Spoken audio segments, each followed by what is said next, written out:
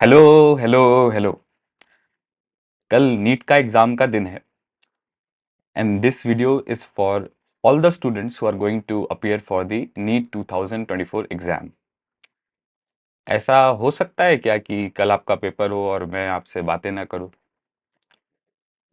तो कुछ एक जनरल सी गाइडलाइंस है जो मेरे दिमाग में है, जो नीट एग्जाम देने के टाइम पे फॉलो करनी बहुत ज़रूरी है। और ऑब्वियसली एग्जाम से पहले भी एक माइंडसेट की बात होती है। सो जो होना चाहिए उस पर हम लोग 5 मिनट बस बात करेंगे। So I take like 4-5 minutes of your time to talk about what you should do right now and what should be your mindset. So, पहली बात जो करनी चाहिए वो ये है कि एग्जाम से पहले कुछ प्रोटोकॉल्स होते हैं जो फॉलो करने पड़ते हैं नीट एग्जाम में। And that protocol is you have to follow dress code, you have to follow certain rules, जैसे कि सेंटर पे टाइम से पहुंचना बहुत जरूरी है। सेंटर एक दिन पहले देख के आना बहुत जरूरी है। सो आज जो मैं वीडियो रिकॉर्ड कर रहा हूँ, today is 4th of May। If you have not visited your exam centre, specially if you are out of city, तो आप एक बार सेंटर विजिट जरूर करो, या फिर जो भी आपके लीगल गार्जियन है उसके साथ एक बार सेंटर पे आप जरूर जाओ और फिक्स कर लो कि ये रूट से मेरे को जाना है। ठीक है। नेक्स्ट, सेंटर पे पहले पहुंचना बहुत जरूरी है। कस्टमरी ड्रेस हो या नॉर्मल ड्रेस हो, सेंटर पे पहले पहुंचना बहुत जरूरी है। Let's say your exam starting at 2, so you should visit at least 2 hours before। 2 घंटे एक दिन पहले चले जाओगे तो कुछ बहुत स्ट्रगल नहीं हो जाएगा। साल में एक बार एग्जाम होता है, so please don't leave any stone unturned. Specially जिनका कस्टमरी ड्रेस है, उनका रिपोर्टिंग टाइम 12:30 है, तो उनको और जल्दी जाना जरूरी है। सो मेक श्योर कि आप टाइम के वे वे वे वे बिफोर पहुंच जा रहे हो।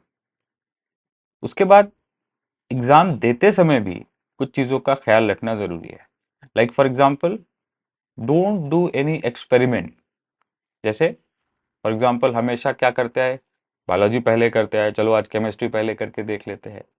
Don't play with your year. ऐसा आप मत करो कि एक्सपेरिमेंटेशन का दिन नहीं है। जो आप करते आए उसी को अच्छे तरीके से करो। और माइंडसेट ऐसा होना चाहिए कि this is not like your life defining moment, या फिर दिस इज नॉट लाइक, देखो, at your age you are very likely to become anxious. और इसमें मेरा बस यही कहना है कि try to give it like an exam, like a Sunday exam जो हमेशा देते हैं, वैसे ही एक एग्जाम मान के आप दो। हाँ, गिव योर बेस्ट वो अलग बात है, तो कहने की जरूरत नहीं है। Everyone says give your best, but that is quite obvious that you will give your best. But end of the day बात ये है कि don't feel any exam pressure.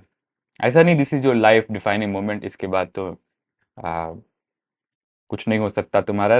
Don't feel it like that. The richest person on earth is not a doctor.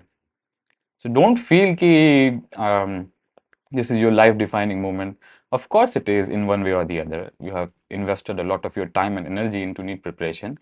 लेकिन फिर भी don't feel any exam pressure because anxiety takes a lot away from your performance. So ये बात आप दिमाग में रखो कि अगर एग्जाम आपके साथ कोई माइंड गेम खेल रहा है, so don't allow it to be like that because it always takes away from your performance. अब OMR फिलिंग में गलती होना, ये होना, वो होना, I think those are very accidental things. इसके ऊपर ज़्यादा बोलने की ज़रूरत नहीं है कि क्वेश्चन कर रहे तो उसमें करते के साथ साथ टू द बहुत ज़्यादा डिले नहीं होना चाहिए कि सब बाद में ही भरेंगे, ऐसा नहीं होना चाहिए बेटा। क्या होना चाहिए कि चलो एक पेज कर लिया ना, एक पेज में लेटेस्ट से 5-6 क्वेश्चन है तो वही OMR आप भर लो। Don't leave it for the last. ठीक है। जो अच्छे बच्चे होते हैं, जो एग्जाम रेडी रहते हैं मेंटली, ऐसा नहीं है कि वो सब लास्ट में ही भरेंगे, नहीं, उसमें that is a wrong approach, इसमें एरर होने के चांसेस ज्यादा है। ठीक है। वैसे होते नहीं है। OMR में अगर आप देखो तो शेडिंग होती है OMR में, उससे पता चलता है कि ये किसका है, ये किसका है, ये ऑड नंबर का है, ये इवन नंबर का है। सो लेकिन फिर भी व्हाई टू टेक रिस्क। ठीक है। उसके साथ साथ एक चीज और है कि अगर पेपर लेंदी आता है तो फौरन पता चल जाता है।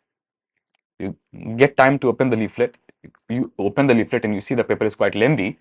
So ऐसे केस में क्या, ऐसे केस में याद रखो, देख के ही पेपर पता चल जाता है कि ये लेंदी है या लेंदी नहीं है। So if the paper is lengthy, शुरू से हरी करना बहुत ज़रूरी है। बायोलॉजी को लेंथीएस्ट पेपर भी आ जाए ना, तब भी 1 और 10 मिनट से ज़्यादा नहीं जाना चाहिए। 1 और 10 minute is the upper limit in biology. उससे ज़्यादा नहीं जाना चाहिए लेंथीएस्ट ऑफ लेंथी पेपर में, ठीक है? और एट द सेम टाइम मैं उल्टी बात भी बोलूँगा कि बहुत से बच्चे क्या करते हैं 40 मिनट में ही बायो कर लेंगे। नहीं, that is also a wrong approach. 40 minute में मत करो आप, कम से कम 50 मिनट तो दो। So you should maintain between 50 and 1 और 10 मिनट्स, इतना आप दो। जल्दी से जल्दी करने की कोशिश करना चाहिए, सेव योर टाइम। लेकिन स्टेटमेंट बेस्ड क्वेश्चन आ रहे हैं तो you have to read them. बाद में घर आके क्वेश्चन पे पछताने पे थोड़ा और अच्छे से पढ़ लिया होता तो उससे कोई फायदा नहीं होने वाला। तो मेक श्योर कि you read the questions nicely. आपका पेपर है, लिखना अलाउ है, क्वेश्चन के ऊपर आप लिखो। You I think you are allowed to take paper home, so it is your property. ये सारी बातें अपनी जगह है। आज एक प्रॉपर स्लीप लेना भी ज़रूरी है। Take a 7 hour sleep. कोई स्पाइसी एसिडिक फूड खाने की ज़रूरत नहीं है। और जो टेस्ट सीरीज जिस तरह से देते आए उसी तरह से, उसी माइंडसेट से आप नीट का एग्जाम दो। Don't create pressure on your self. Last में 3 कैटेगरी में मैं डिवाइड करता हूँ बच्चों को, और तीनों को एक छोटी छोटी गाइडलाइन दे देता हूँ। लेट्स से कि अगर टेस्ट सीरीज में तुम्हारा 600 प्लस आ रहा है, so you're very likely to crack the exam. In that case, don't do anything stupid. ठीक है? तो कुछ स्टूपिड करने का जरूरत नहीं है, like experimentation, like hurrying, like reaching centre late. So ये जो स्टुपिडिटी है इसको आप हर कीमत पे अवॉइड करो। You can do it, you are already empowered.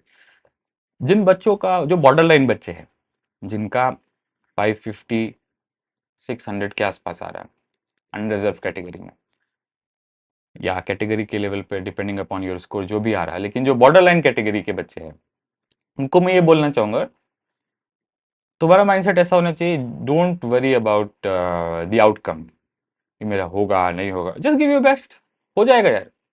Just give your best, उससे ज़्यादा सोचने का ज़रूरत नहीं है। Some of you who are falling short, specially जिनका 500 से कम आ रहा अनरिजर्व कैटेगरी में, 400 आ रहा, जो भी आ रहा, 300 आ रहा, जो भी आ रहा, just give your best.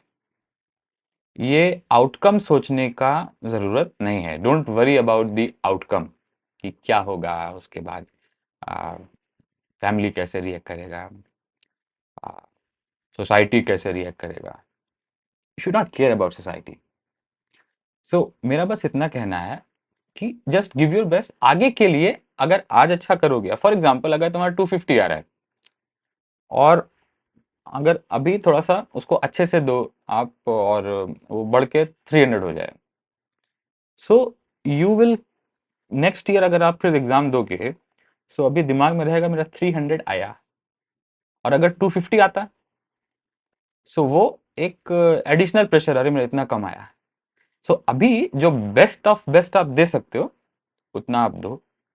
Don't worry about outcome, don't worry about how society thinks, don't worry about how your teachers think.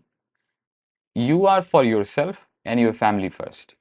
सो आप अपने और अपने परिवार के लिए रिस्पॉन्सिबल हो, उन्हीं उन्हीं को आप आंसरेबल भी हो। So don't worry about what anyone thinks. And at the end मैं all of you, I would like to extend my wishes by saying best of luck for your exam, and hopefully paper अच्छा रहेगा। Think positive, be positive, and I'll see you very soon. Thank you for watching this video.